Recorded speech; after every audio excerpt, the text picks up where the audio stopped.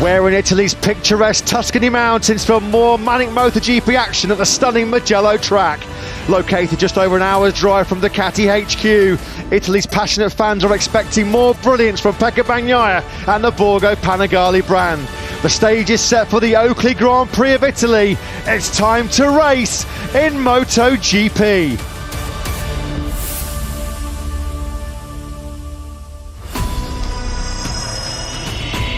Coming up then in MotoGP, sprint star Pecco Bagnaia looks to shine again as he hunts more Mugello silverware. Marco Bezzecchi launched from row 3, aiming for win number 3 in 2023.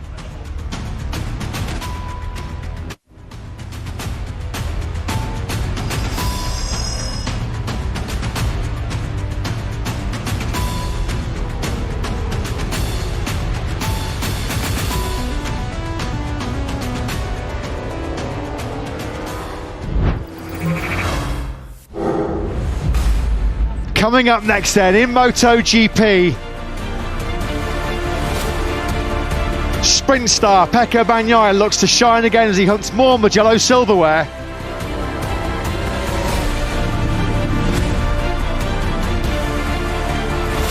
Marco Bezzecchi launches from row 3, aiming for win number 3 in 2023.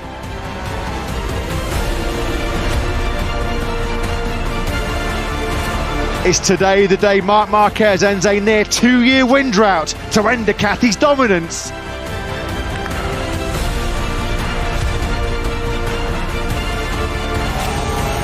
And Italy expects a home win, but can Jorge Martin make big headlines with the first Grand Prix success of the season?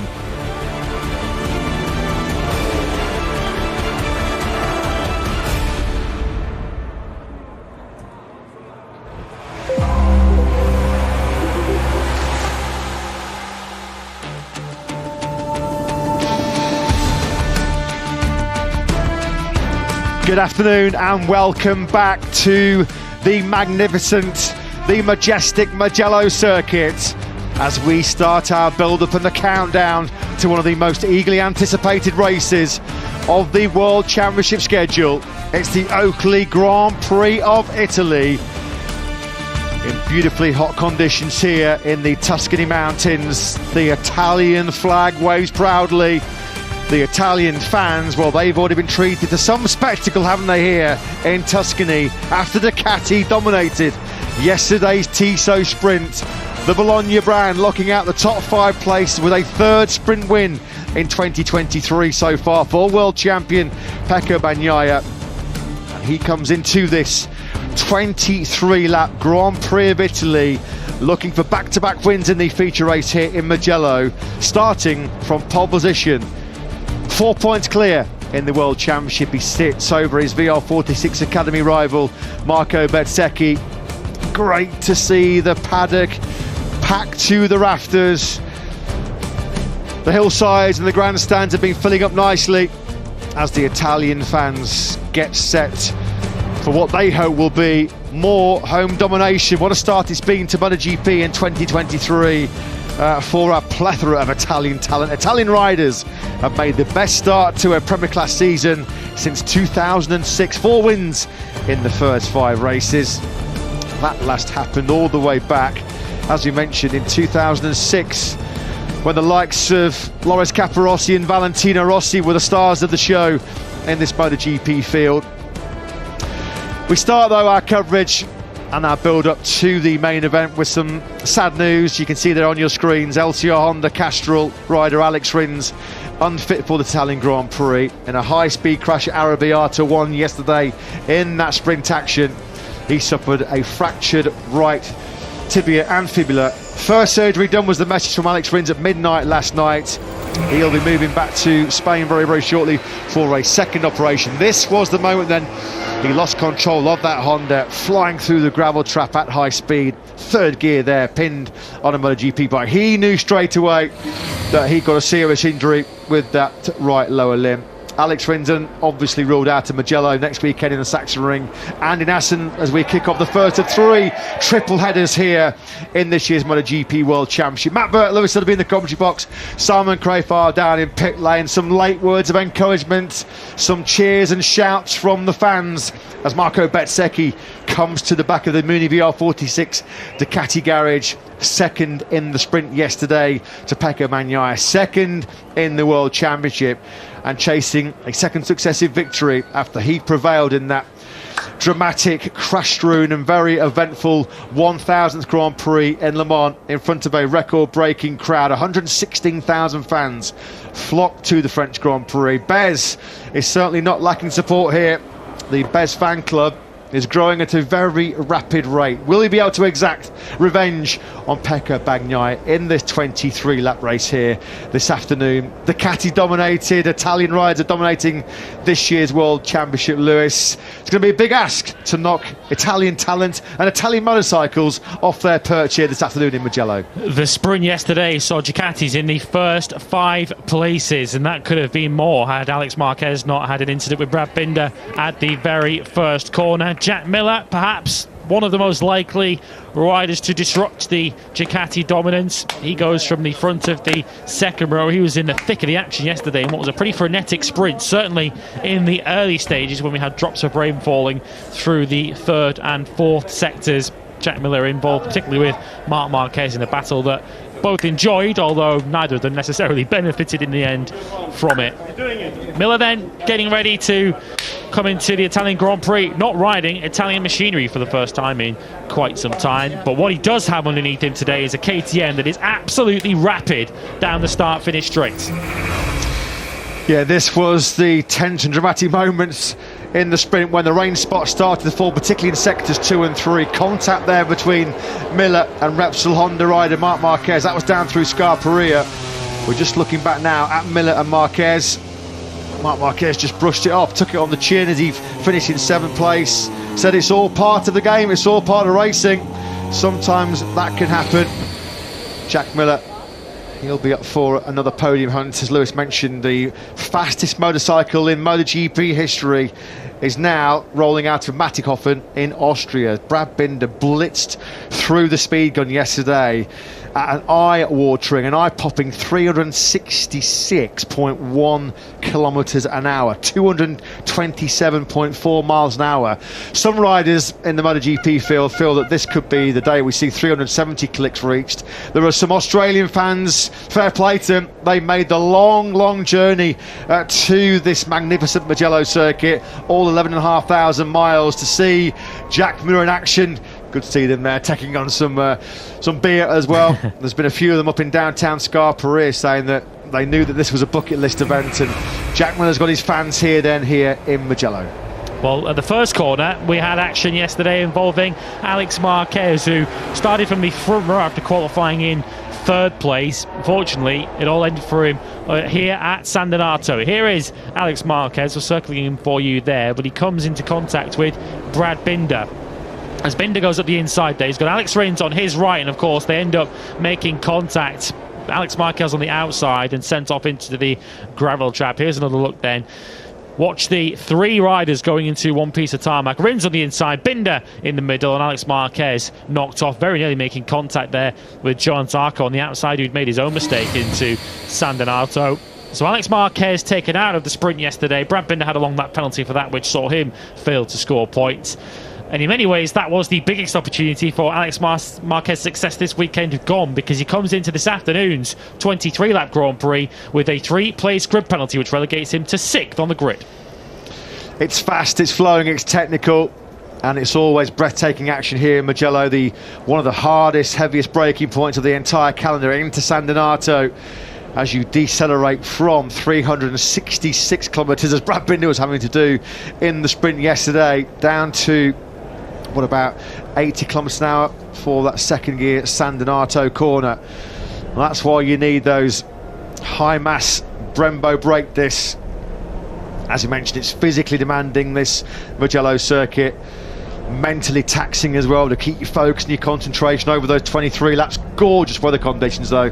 Thankfully we dodged the worst of the weather yesterday. There were a few rain spots falling intermittently through that sprint, but nothing like the rain we saw later on in the afternoon, which impacted the Moto E race and the Red Bull MotoGP Rookies Cup. There are the Ducati fans then in their specially dedicated grandstand at Correntaio. As you mentioned, they certainly enjoyed their first sprint experience on Italian soil yesterday with Ducati running riot. Pecco Bagnaia, Marco Bezzecchi and Jorge Martin locking out the podium, closely pursued by Johann Zarco and Luca Marini for an all Ducati top 5. Well, here we are then. He is now officially on record the fastest man ever on a MotoGP motorcycle. As we mentioned, this man, Brad Binder, powered his way through the speed traps here in Mugello yesterday at 366.1 kilometres with the aid of a slipstream as he started that recovery from his long lap. He was one of a couple of riders, Lewis, who does think maybe today, as he fights his way through from 11th again with the slipstream, we may well be pushing the magic 370k mark. Who would have believed that just a few years ago? Yeah, Brad Binder's probably the likeliest contender along with Jack Miller. As mentioned a few moments ago, that KTM is incredibly quick down the start-finish straight. Brad Binder's going to need all of that top speed this afternoon, going from 11th place on the grid.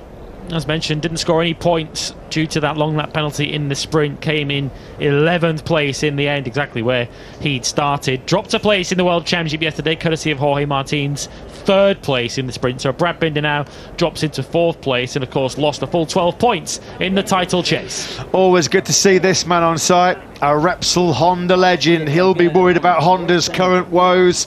Alex Rins and Joan Mir both sidelined from this Grand Prix. It's the 5 times world champion, the Australian legend Mick Doohan, who of course won all of his 5 world titles in the 500cc 2-stroke era after coming back from career-threatening leg injuries.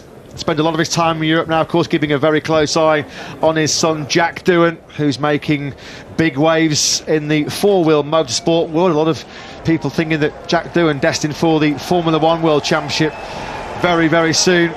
Here was a man, though, who was in dreamland here in Mugello last year. He got that special feeling of winning his home Grand Prix. He did it from 5th 1 year ago. He's slightly further up the grid this time around, starting from pole position as he gets some good luck messages, some best wishes from his family and friends. Still hobbling, of course, still unable to walk unaided without one crutch this weekend. Pecco Bagnaia clearly on the bike. That fracture in his right ankle after his clash with Maverick Vinales in Le Mans, not disturbing him at all when he throws his legs over that Ducati machine as Marc Marquez fights his way through some eager selfie hunters outside the Repsol Honda garage. 2nd on the grid for Marc Marquez, Lewis, and you just can never rule him out of contention. He says he's not being pessimistic, he's being realistic. Like he was in the sprint yesterday, 7th place. He feels that's where his position is this weekend, around that 5th to 10th bracket. Yeah, I feel he could have been higher than 7th in the sprint yesterday had he not had that moment with Jack Miller coming through Scarperia, which cost him 3 or 4 places. He does have some support, although this is very much an away fixture for Marc Marquez over the course of the season. He will certainly have races where he's got a little bit more support than he has here today, when we're very much in Valentino Rossi country. Speaking of Valentino Rossi, here's his brother Luca Marini, striding into the VR46 pit box. But Marc Marquez starting from the middle of the front row. Every Grand Prix he's taken part in this year, he has done so from the front row, but he is still chasing, of course, his first Sunday points of the season. And chasing his first win in what must feel like an eternity. 595 days to be absolutely precise since his last win came, when it was right here on Italian turf as well, was it? Luca Marini then comes to the back of the Mini VR46 Ducati garage. He was really happy to rescue a 5th place in that 11-lap sprint yesterday. The 24-year-old Italian still nursing problems with both wrists and both hands after his ugly crash, as Marco Bezzecchi described it, with this man Alex Marquez 3 weeks ago in Le Mans. This man seems to be a bit of a trouble magnet right now, doesn't he? Involved in that skirmish with Brad Binder at turn 1 yesterday, and as Lewis touched upon, he will have the 3-position grid penalty. That was after early contact through La Chapelle on lap 1 in Le Mans 3 weeks ago. That was with Johann Zarco. And Alex Marquez, he's been involved in collisions in Kota, He's been involved in collisions in Le Mans, and now yesterday in the sprint he'll just be hoping for a trouble-free 23 laps here. And this is this is quite an interesting, good sense of humour here from Alex Lewis. You know the story behind this one. This is an attempt to try and ward people off from running into the back of him by telling everyone he's got a baby on board. I'm not sure whether anyone will quite believe that. So Pecco Bagnaia, you have to say, looking very serene, very relaxed before this Italian Grand Prix gets underway there with some Ducati guests and Ducati boss Gigi Dall'Igna. Very important phase of the championship. An Italian chef there, apparently, Massimo Villora. Well, what can Pecco Bagnaia cook up after the end of this 23 laps? There are the 63 fans. They are out in force. What can Bagnaia do? As we mentioned, he was the race winner here 1 year ago. He's put under intense pressure from Fabio Quartararo. The Yamaha man has a big job on his hands in this Italian Grand Prix. Nearly a full year, isn't it, since Quartararo last tasted some race-winning Prosecco at the Saxon Ring. Sweaty in there, I'd have thought. It's a pretty hot afternoon, although he doesn't seem too phased, does he? Fabio Di Giannantonio, incidentally, has got a replica helmet, not too dissimilar to that, which mimics the helmet coming into the circuit, the entrance here. There's your confirmation of Massimo Bittora. And to be fair, you'll go a long way to find a bad chef in Italy, but he certainly appears to be amongst the best of them. 3 Michelin stars. Are there going to be 25 points coming the way of Pecco Bagnaia? Here is Fabio Quartararo then. It's Saturdays, isn't it, where he's really suffering at the moment, particularly in qualifying, and still just 1 sprint point to his name so far this season. Fabio Quartararo's starting positions in 2023 do not make for pretty reading, do they? 11th, 10th, 7th, 16th, 13th and 15th. Hasn't even come out of Q1 in the last 3 Grand Prix. Feels like he's got top 6 race pace. The problem is on the Yamaha with front tyre pressure issues and the fact that it's so hard to overtake, outgun down the start-finish straight here. Fabio Quartararo, it's going to be a monumental task for him to get inside that top 6. Well, Jorge Martin will certainly expect to be within that top 6. He starts there in 5th. Here is the special race day livery for the Prima Pramac team. The theme behind this livery is La Divina Commedia, the Divine Comedy. You could see almost heaven and hell being represented there on either side of that Prima Pramac Ducati, and of course the Italian tricolore over the top of it as well. They do often provide something special on a race day on Sunday, and they certainly have a distinctive colour scheme to carry into their home Grand Prix today. And they enjoyed some sprint success, didn't they, yesterday? The Prima Pramac Racing Squad, big home Grand Prix for them, of course, with Jorge Martin continuing his golden streak, particularly in the sprints. So far this season, Martin 4 out of 6 sprint podiums. That's only better by the world champion Pecco Bagnaia. He resisted some strong late pressure coming from his teammate Johann Zarco, who took his season best sprint result in 4th place. Can Zarco, can Martin upset the mass ranks of the Italian fans there gathered on the Mugello hillsides? And what lies in store for this man? This will feel like a 230 lap race, not a 23 lap race for Aleix Espargaro, nursing a very badly damaged right heel, believe it or not, after a cycling accident around this Mugello circuit on Thursday. A bit of a throwback to the drama that Alex Rins had in his home Grand Prix a couple of years ago. The medics worked wonders, didn't they, on Aleix Espargaro? He said he was pretty much pain-free in that 11-lap sprint yesterday. It was more of an understeer issue on the Aprilia that cost him a chance to finish any higher than 8th place. But of course, big expectations for Aprilia coming into this Grand Prix, but you feel like it's a long shot for a home podium, Lewis, with Aleix Espargaro suffering with those heel problems. He's going to suffer over these 23 laps, and Maverick Vinales 13th on the grid, made no progress further forward in that sprint, and well, let's be honest, he was a bit AWOL in the sprint yesterday. Goes to show that a Grand Prix weekend can sometimes be damaged beyond repair on a Friday. Maverick Vinales was knocked out of the top 10 in Q2 by his teammate Aleix Espargaro. That left him 11th at the end of Friday. Couldn't get through what is always a stacked qualifying one, which included the likes of Jack Miller, Fabio Quartararo, amongst others. And as a result, Maverick Vinales has to go from the 5th row of the grid in 13th, but race, he was convinced, his words not mine, convinced that he could challenge at the front this weekend if he could get through Q1. Unfortunately, he could not do that, and as a result of that, Vinales has to go from 13th, as I say, which is exactly where he finished the sprint yesterday. He just made no progress and spent much of the sprint stuck behind another Aprilia in the form of Miguel Oliveira. We just saw there, didn't we, Johan Zarco, who was fourth in that sprint yesterday. He thought about a late lunge on his teammate Jorge Martin, but he said Martin blocked and defended quite superbly. It wasn't worth the risk to try and lunge up the inside of Martin in what was such an important home Grand Prix for the team. In terms of the old format, if we weren't having the sprint era in 2023, which of course we are, and it's been such a great addition to MotoGP, Johan Zarco in old money would be second in the World Championship. Marco Bezzecchi has been the Sunday superstar, 76 points he's collected on Sundays in the opening 5 Grand Prix. Zarco, as he mentioned, second best on 58 points.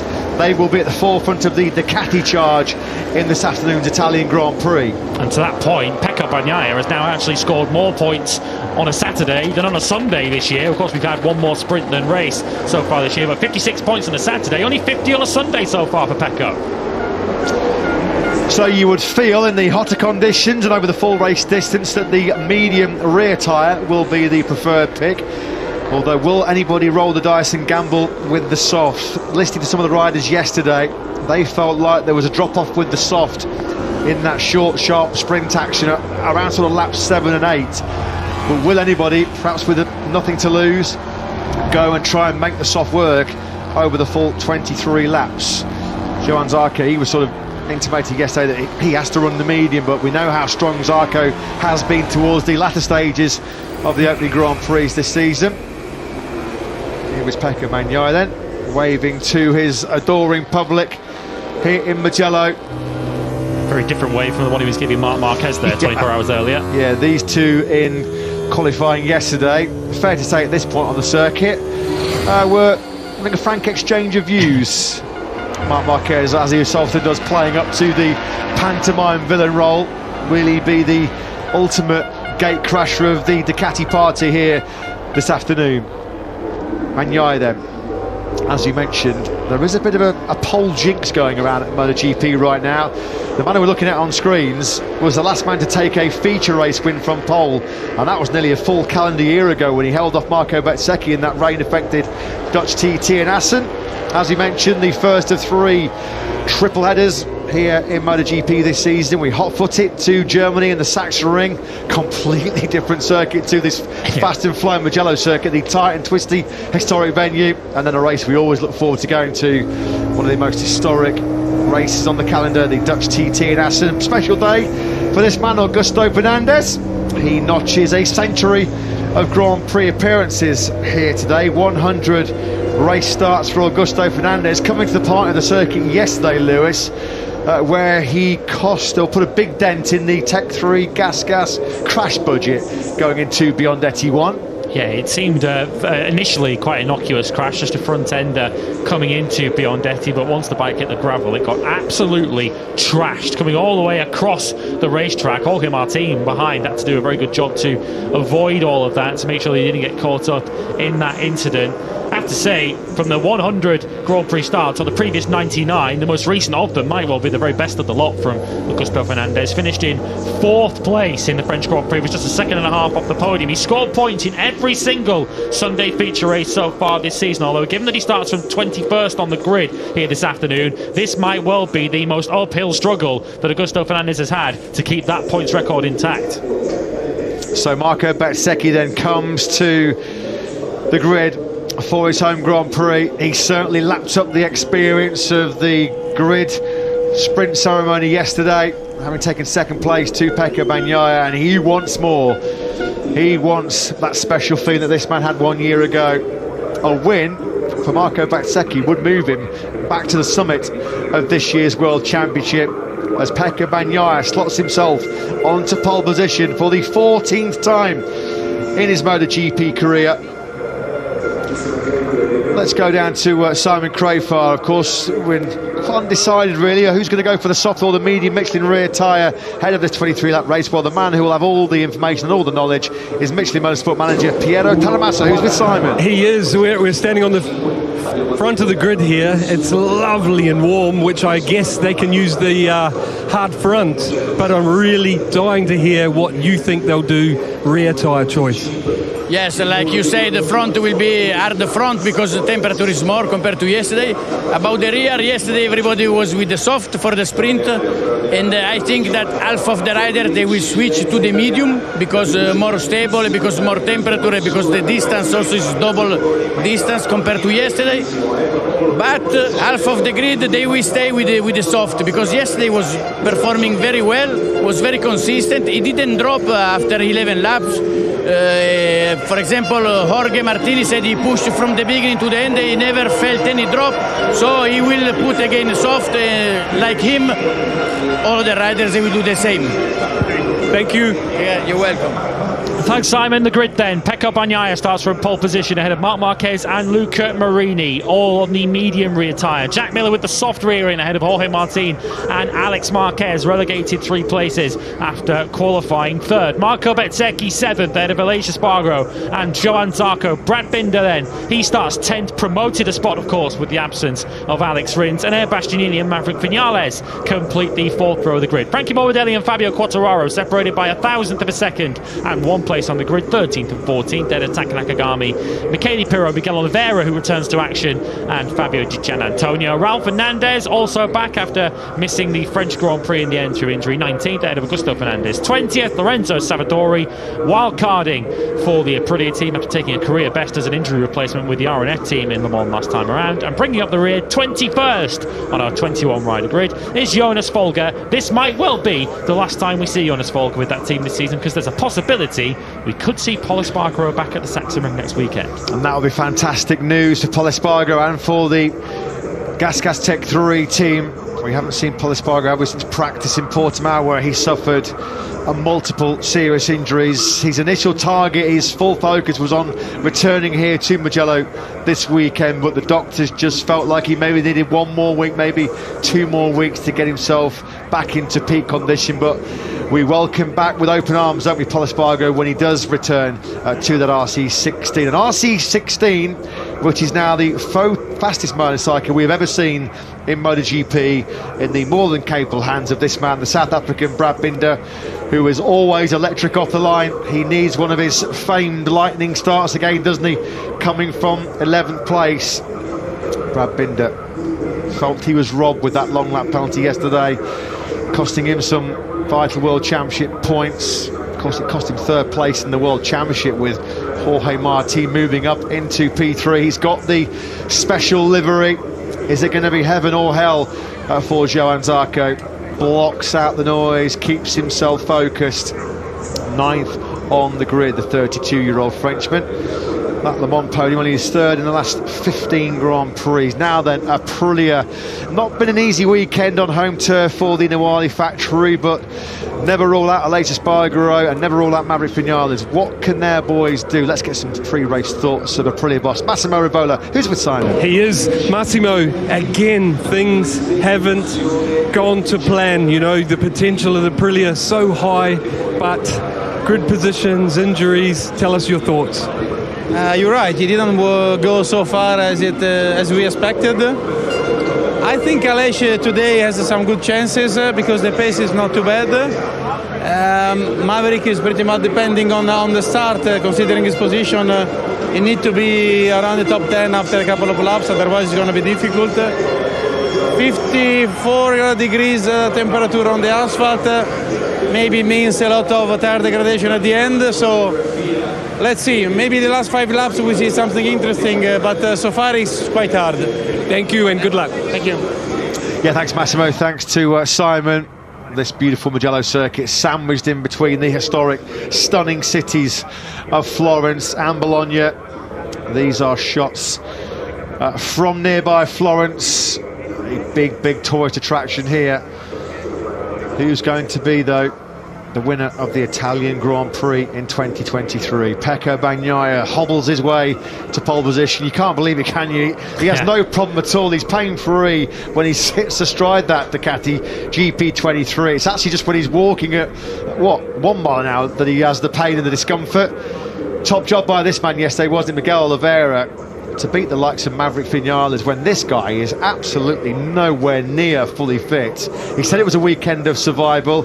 He survived so far with flying colours, hasn't he? He said even racing yesterday, Lewis, felt like a victory. But the big issue, as he feared and expected, is those fast change of direction, particularly from left to right, with that recovering left shoulder so weak. Of course, he's overcompensating for that with his right arm as well, which will also no doubt come into some fatigue problems later on in this Grand Prix.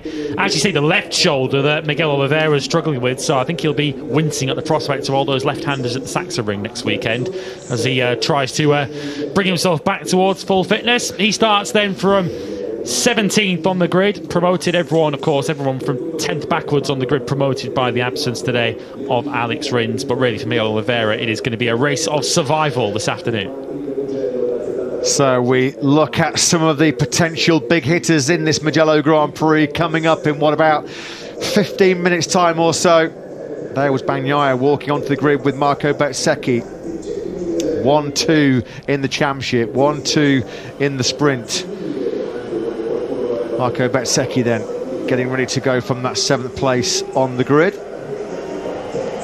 Let's go back down on the grid. KTM then now, as we said, the providers of the fastest motorcycle in Grand Prix history. Brad Binder and Jack Miller carrying their big hopes in this Italian Grand Prix. Let's get some pre-race thoughts of their team manager, Francesco Guidotti. Francesco, just as Matt said right now, we'd love to hear your pre-race thoughts on both your riders. It's always unpredictable. The pace of everybody is so tight. It's important to be in the leading group since the beginning. Don't stress too much the tires and keep the energy for the last part of the race. I mean, this is not a circuit for a bad wear of the tires, but you're going the soft. I think so with Jack, but I don't think we are the only one. I think it's 70-30, 70% with the medium and 30% with the soft. So I think we will not be the only one. Got one last thing to ask you quickly. How cool is it you now have the fastest motorcycle on the planet, KTM? Yeah, this is one of the targets every year. I mean, everybody is looking for the top speed, not only with the power of the engine, but also with aerodynamics. Now is an element so important. So the 366.1 here is insane. I mean, it's a great satisfaction. It means the technicians at the factory are working in a proper way, in a very good way, and the riders are ready to use them. Thank you, and good luck today. Thank you. Yeah, thanks, Simon. Thanks to Francesco Guidotti. So then, which riders will opt for that Michelin soft rear tyre? They're confident they can make it work then over the full race distance. Trying to keep himself in the zone. A big breath there, wasn't it, from Pecco Bagnaia? He can just start to feel the tension, feel the pressure building here. There he is, the man in control of the World Championship.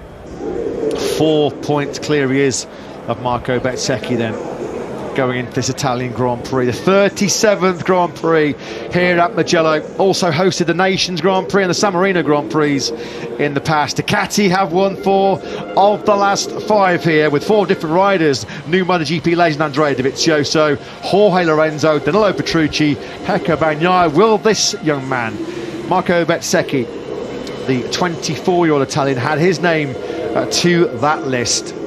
I feel the early laps are going to be crucial for Marco Bezzecchi to do that, given that he starts from 7th on the grid. He's going to have to navigate his way through some traffic in the early stages of the race. Of course, that wasn't necessarily a problem for him in the sprint yesterday, although it was a slower pace by virtue, of course, the slight drizzle that was falling. That did slow the pace of the race down, and that kept Marco Bezzecchi firmly in touch. Pecco Bagnaia then, as you can see, his 13 previous poles have yielded 5 victories and 8 podiums. but pole position has not necessarily been the advantage it would ordinarily be so far this season. Sundays have been feast or famine for Pecco Bagnaia. 2 wins and 3 non-scores. Which side of the coin will it be for the world champion today? He's trying to double up, not just here in Mugello, but double up after his 2 wins in the sprint and the Grand Prix in Portimao. It's the electric scooter needed for Aleix Espargaro, just trying to take as much weight off that recovering right heel as he possibly can. He looks pretty cool, he looks pretty relaxed, doesn't he? I think he was just very, very happy in that 11-lap sprint yesterday to be riding relatively pain-free. The MotoGP medics, led by Dr. Angel Chartres, worked wonders, didn't they, to just ease the pain for Aleix Espargaro. This is a totally different ball game, though, isn't it? 12 additional laps in the full-length feature race. A 100% front row starting record in 2023 for Marc Marquez. How long can he hang into that fight with what's going to be a gaggle of Ducatis at the front? And can he finally end that long, near 2-year victory drought? It will not be an easy proposition. A very depleted HRC entry now. No Repsol Honda representation on the opposite side of that garage, with Joan Mir sadly sidelined again this season with that fracture in his little finger on his right hand, and Alex Rins, of course, missing for LCR Honda after his double break of his right leg in that high-speed crash in yesterday's sprint. Mark just passed Stefan Bradl there, working for our German broadcast colleagues, Service TV. He might well find himself quite busy for his home Grand Prix. Yeah, his hopes of a relaxing Sachsenring next weekend behind the camera, well, he might be behind the fairing of that Repsol Honda if it goes on. Great to see this man back in action, starting his first Grand Prix since the final round of 2022 in Valencia, and Air Bastianini, as we will pause very, very shortly for the Italian national anthem.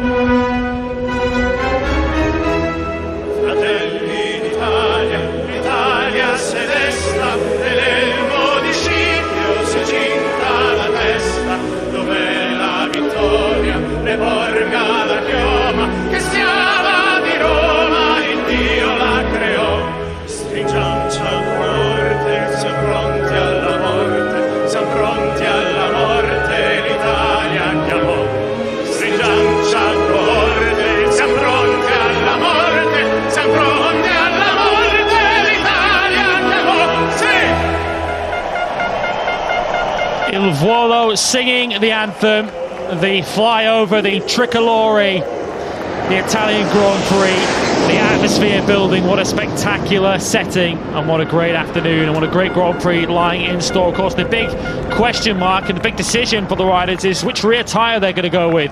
2 different options with very different characteristics. What will be the decisions and the question marks going through the riders' heads as they make their tyre choices? Simon, down to you. Yeah, I've been asking them over the days, but also with crew chiefs, talking to them what the difference is. And the reason it's a difficult choice is the medium obviously lasts better, you know, it's more consistent like always, but it has less grip on the entry. The soft is apparently amazing, and part of the lap time is made that way because you can wind up the engine brake, and it helps the bike stop, helps it turn, as well as you have a little bit more grip off the turn, so the lap time is easier. Of course it's going to drop off quicker, but there's so many guys that loved riding on it, that's why they're going for it. Before I let you go, I've got someone with me who an absolute legend of at the same time as I was riding, Mick Doohan. Mick, you won here, you rode here plenty of times, awesome circuit. I'd love to get your thoughts on what it's like to ride. It's a pleasure, like you were saying before. I really enjoyed it. I think I got 5 or 6 wins around here on the trot. It's really just straights and corners, like a lot of circuits are. Makes sense, but the entry into these turns and getting it flipped to the next side to get out of the turn, and I think that's today's bikes with all the electronic age. It's harder to get away, but I mean it's so enjoyable to ride around here, and it's all about the entry and the exit, and because everything you look at it's just like a big chicane, but they're fast chicanes with one big the big ride over the back. I don't know what it's called. Other than that, a series of chicanes. It's a great place to race. Thanks, Mick. Enjoy the race. Cheers. Thanks, Simon. Thanks to a genuine MotoGP legend. What a career Mick Doohan had. Great to see him back here in Mugello. What a pre-race this is for the Italian fans. We are loving this in the commentary box. It's just building up the atmosphere nicely, isn't it? Ahead of what promises to be a dramatic 23-lap race. The national anthem superbly performed by Il Volo there. What a show that was from the Italian operatic pop trio. The spectacular air show with the Italian tricolore there as well. Fantastic scenes as we edge closer to the start of this 6th round. It's always a special race, a special occasion at a very special venue, isn't it, here, the Italian Grand Prix. Marc Marquez on the middle of that second row, sandwiched in between Pecco Bagnaia and Luca Marini. What a shot that is. Superb, absolutely brilliant. Can't wait. 3 minutes then to the warm-up lap. Pecco Bagnaia was certainly enjoying the aerial display, the colours of the Italian national flag. Will we see that flag waving proudly over the top step of the podium once again here this afternoon? Bagnaia goes from pole on that front row with Marc Marquez, and Luca Marini bumped up after Alex Marquez's French Grand Prix penalty. Because Marini at one point was going to be starting a lot further down than that, but he then had a lap reinstated after it was initially scrubbed off at the end of Q2. Although Luca Marini, his hopes of sticking around at the front of the field aren't really going to be dictated by his motorcycle. It's more to his physical condition, because Luca Marini is in serious discomfort and pain with his wrist. Earlier on, of course, bringing that injury into this weekend after what happened at Le Mans. So Luca Marini will have to certainly grit his teeth to get through this Grand Prix. Jorge Martin gets ready to try and charge through from the middle of the second row. Sprints have certainly been successful for Jorge Martin, but he's now chasing a 4th consecutive podium if you combine sprints and Grand Prix. 3rd in the World Championship. Of course, there is a theoretical possibility that Martin could lead the World Championship after today if he takes victory and drama happens elsewhere, but he's certainly one of the form riders in the field. BMW safety car fires away from the head of the grid then. 5 minutes. Your countdown has commenced here in Mugello as we get set to see if Ducati can continue their domination, not just of this weekend, but of MotoGP in general. All eyes on this young man as we get set for the 23-lap Oakley Grand Prix of Italy. Promoted to the front row of the grid on the hard front medium rear tyre is Valentino Rossi's brother, 7 times winner around here, wasn't he, Rossi? Luca Marini. Marc Marquez then, the only man that's gone for the soft front on that front row, chasing his first win in 595 days. But it's Pecco on pole and his home Grand Prix in Mugello.